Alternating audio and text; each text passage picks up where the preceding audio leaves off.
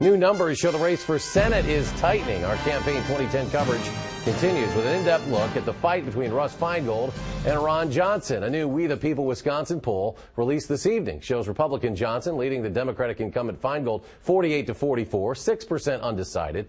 Feingold gaining ground in early October. The same poll showed Johnson leading by 8. 400 likely voters were sampled between Monday and Wednesday of this week. WISC-TV is a We the People partner with the Wisconsin State Journal, Wisconsin Public Television and Radio, WisPolitics.com, and Wood Communications. Now, Johnson is a businessman trying to unseat a 3-term incumbent.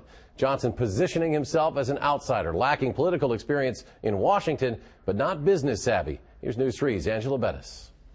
He's worth millions now, but business owner Ron Johnson says he got his start just like anyone else, mowing lawns and washing dishes. I can identify with people that work hard for a living because I've worked hard for a living.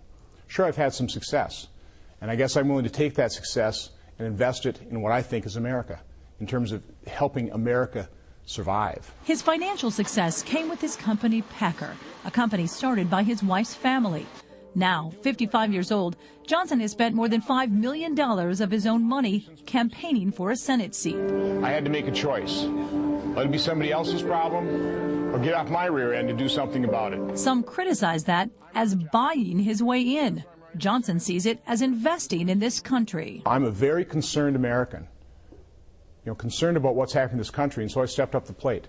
And yeah, I've done some financing of this campaign, but that's because I am so concerned. I'm willing to do that. What concerns him most and motivated him to run was passage of the health care bill. 51% of current plans will not be grandfathered. They will be put in these government exchanges that we still don't know what those are going to be like, other than it'll be totally controlled by the federal government. One of his first orders of business, if he wins, is to see it repealed and smaller, less costly steps put in place, like tort reform, stronger HSA accounts, and buying plans across state lines. I also realized it was going to be a huge budget buster.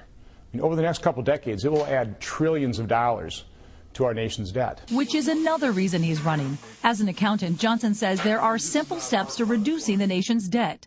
Not spending the remainder of the stimulus, repealing health care reform, and eliminating earmarks, although Johnson has failed to put a dollar amount on those savings. But he says all of these can be done while still making the U.S. more attractive for businesses. It's lower taxes, it's less regulation, less burdensome regulation. Again, I'm not anti-government. We need government regulation, but it needs to be effective. And you need to work with businesses so it is effective without being burdensome. And although he's ahead in the polls, Johnson says he takes nothing for granted. For Campaign 2010, Angela Bettis, WISC News 3.